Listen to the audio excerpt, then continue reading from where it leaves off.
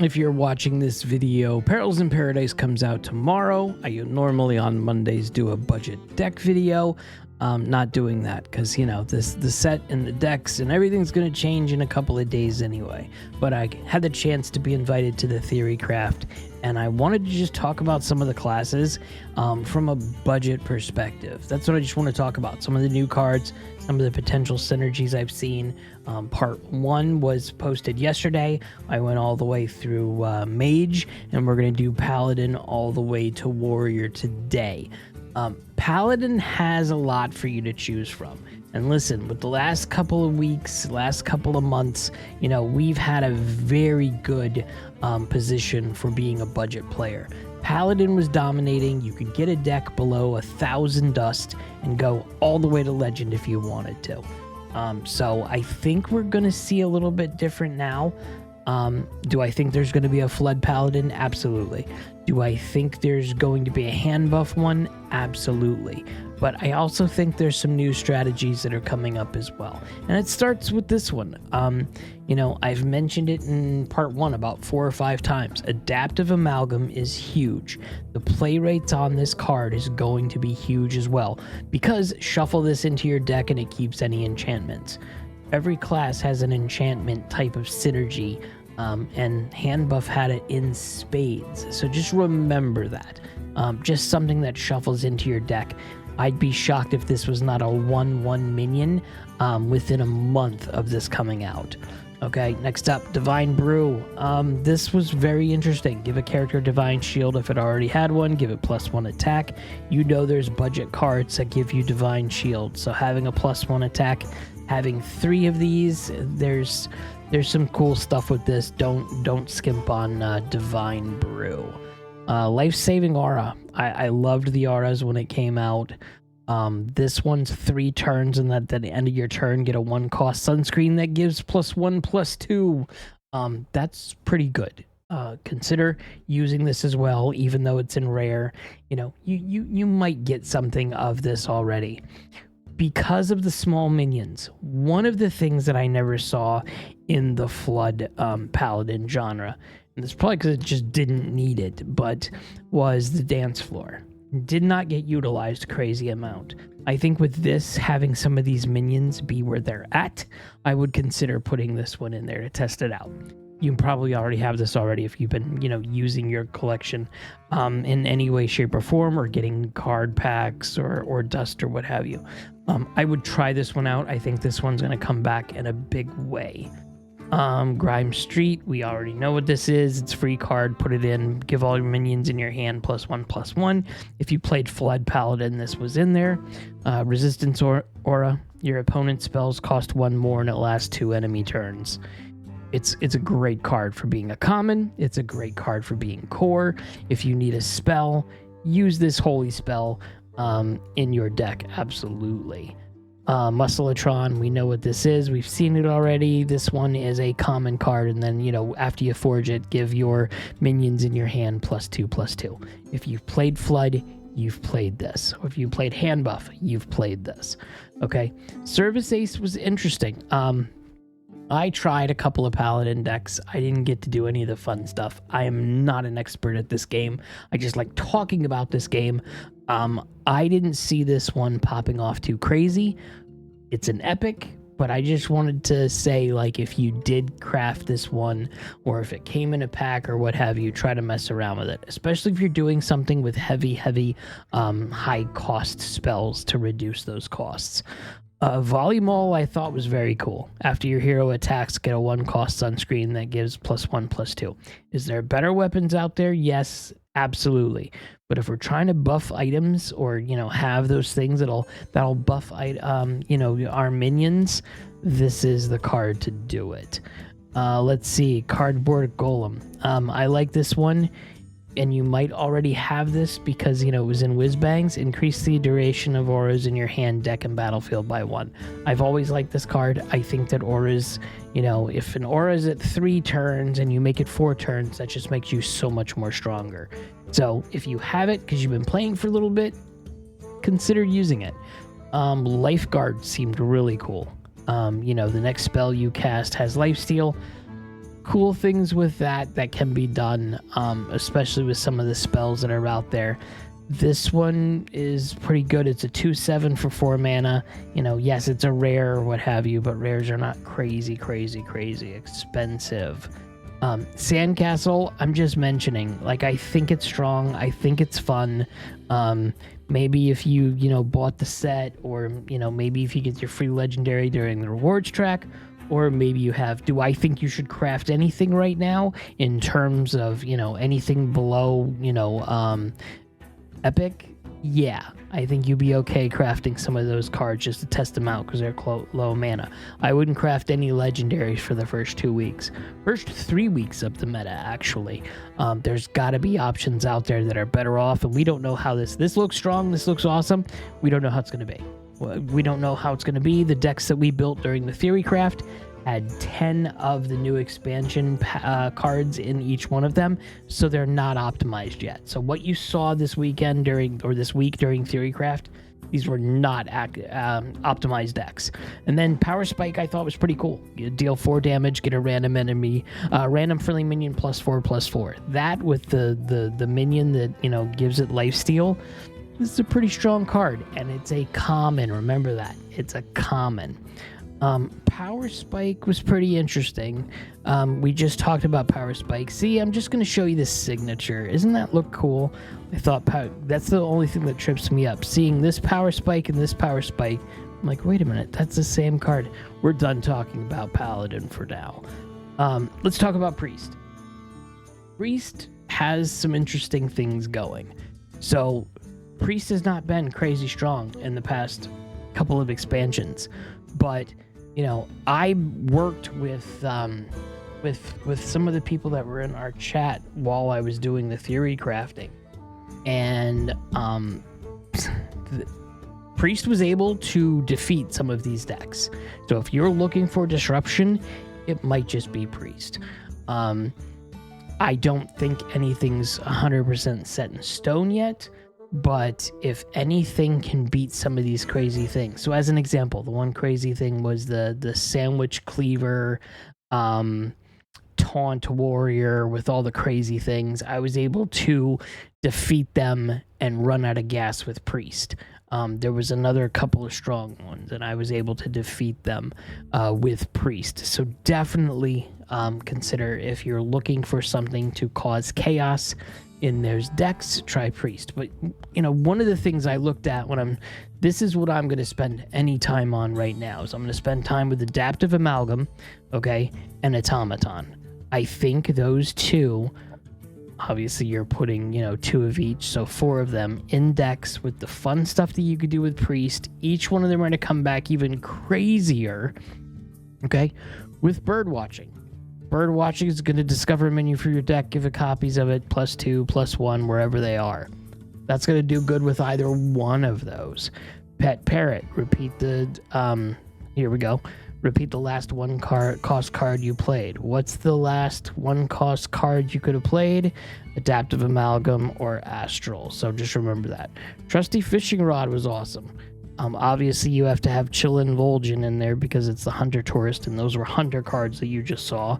But choose 2 minions, swap their stats. Fun stuff could be done with that if you need to make one bigger than the other. A deck with all of these things in that I'm talking about will probably try to be built. Look, after your hero attacks, summon a 1-cost minion from your deck. What are the 1-cost minions? Adaptive Amalgam and Astral Automaton. These games of Priest with Astral Automaton have won a lot of games. That was a big, strong deck when it was around and everything like that. I think it will make a comeback. I think it's only stronger with Adaptive Amalgam because it puts more minions in your deck, and it's just as strong as those Astral Automatons. Okay, and then Narain. I love this card.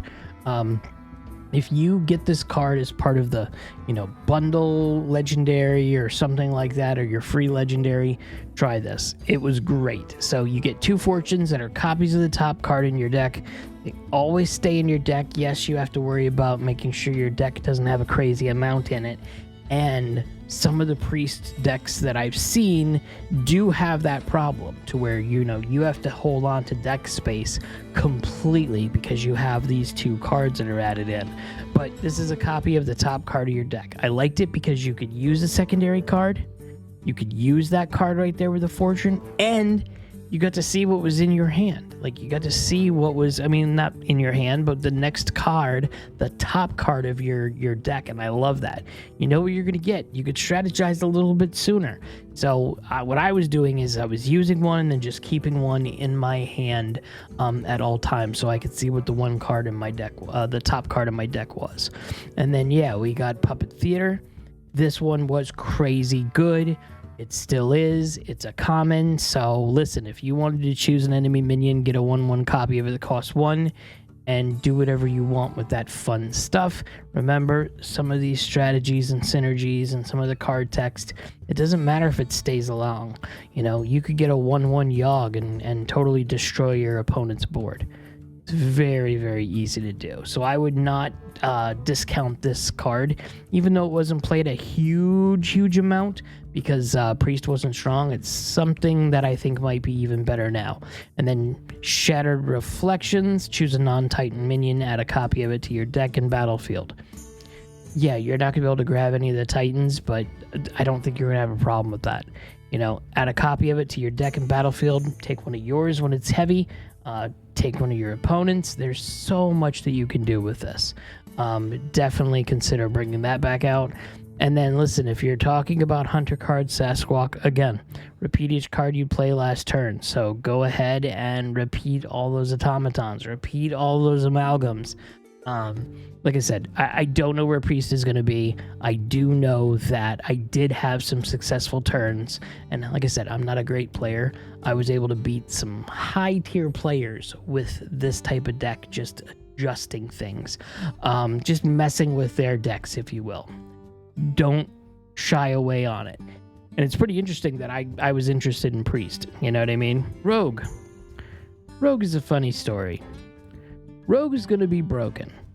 Do I think there's going to be any problems playing Rogue? No. Rogue has always been very busted. It has also been very dust-heavy decks. I didn't see anything that stuck out yet. Please stand by, as that doesn't mean there isn't going to be anything. Just nothing stuck out as saying, okay, this would be easy to play, easy to pilot, or super cheap right now.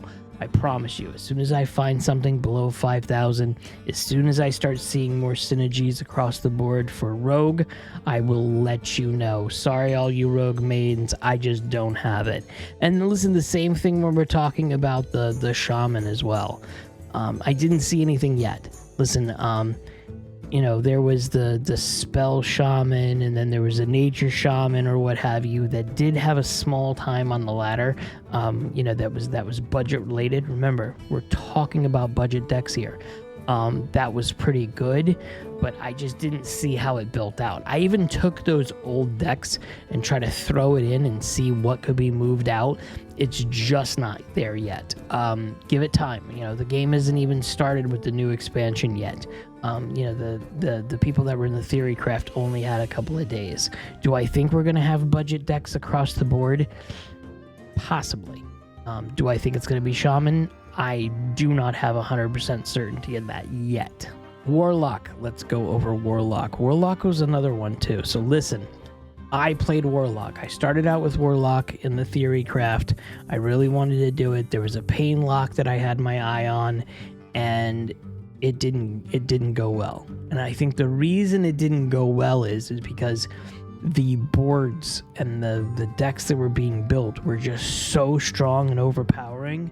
By the time they got to turn 6, if you had half your health, it just didn't work. You were gone. The Pain Warlock and a lot of these Warlock class, the whole class is based around you're going to do damage to yourself that's going to give you a longer term benefit over time. Time is something you don't have here. We saw classes across the board through all of Theorycraft that won these games on turn 5, turn 6, or what have you. doesn't really work when you've already done yourself a mess of damage for all these things. But we're going to talk about them. Party Fiend is absolutely strong, but the thing is, you're going to do damage to your hero. But also, simple fact is you're going to do 3 damage. Yeah, you're going to have, a total of 3 1/1s on board, and then 1 small spell clears the whole thing. We'll see what happens. Cursed Souvenir was strong when you had health. Give a minion +3/+3, and at the start of your turn, deal 3 damage to your hero. Only problem is, at the start of your turn, deal 3 damage to your hero. So, if it wasn't a crazy busted minion on board, your opponent could have just left it there and boom, an extra 3 damage to your face every single turn.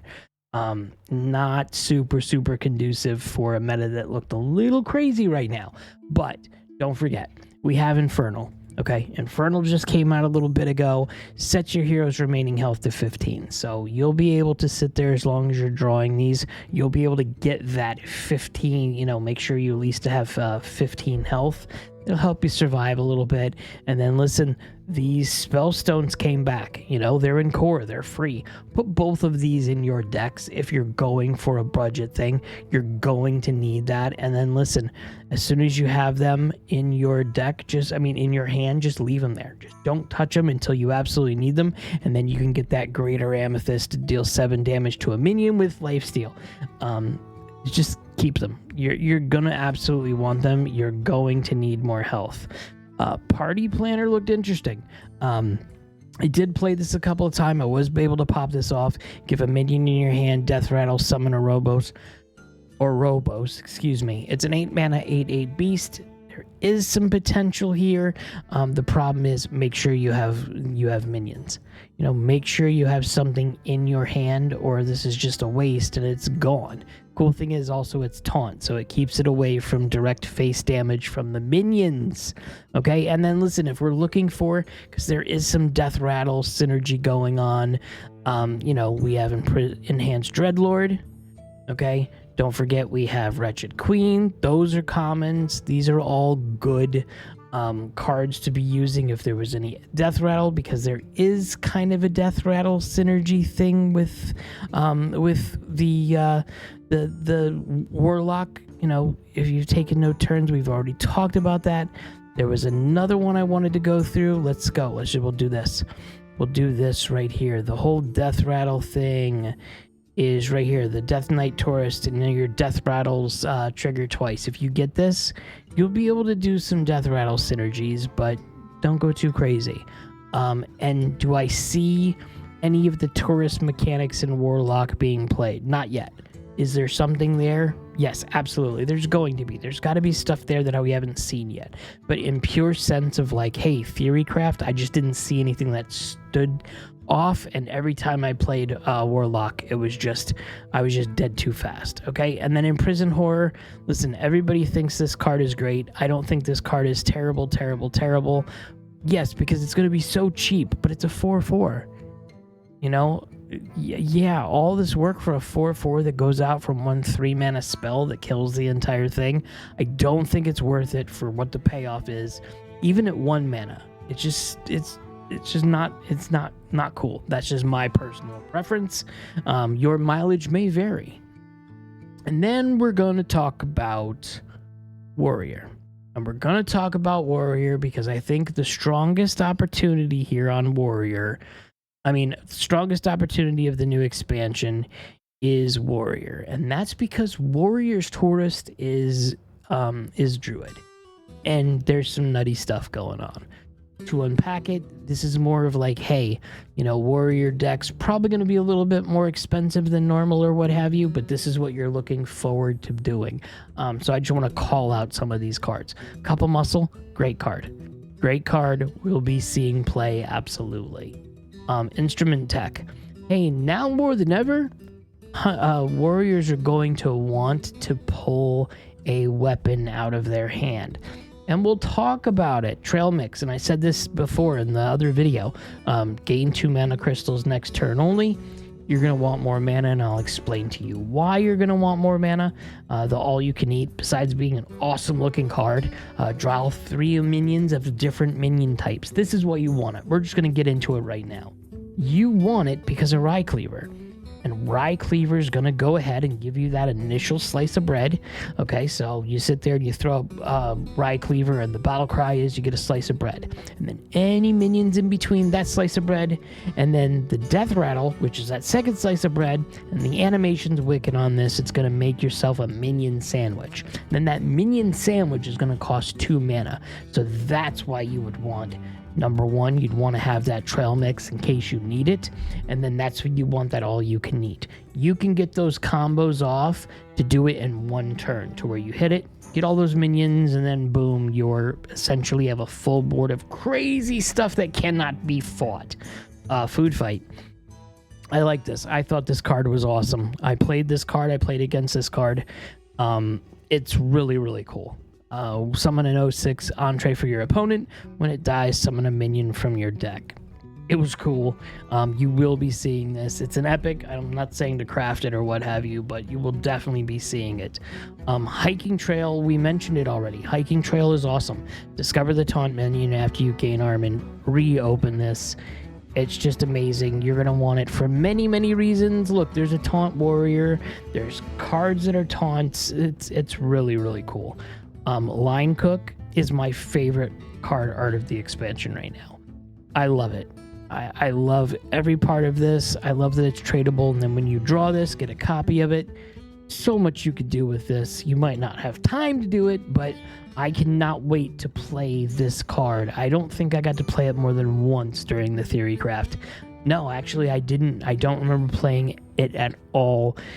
You're going to want to. I think it's going to be fun. And the art is just amazing, amazing, amazing.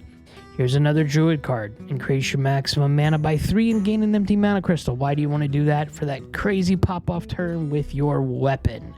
Okay, one other one. Tortolin. We talked about this one as well. This one, draw another taunt minion, reduce its cost to 2. Why wouldn't you want something like that? Blah, blah, blah. Char was really good. Char was awesome. Deal 7 damage to a minion. Give a minion in your hand stats equal to the excess damage. So you could use this at any time, if you want to have a big minion in your hand.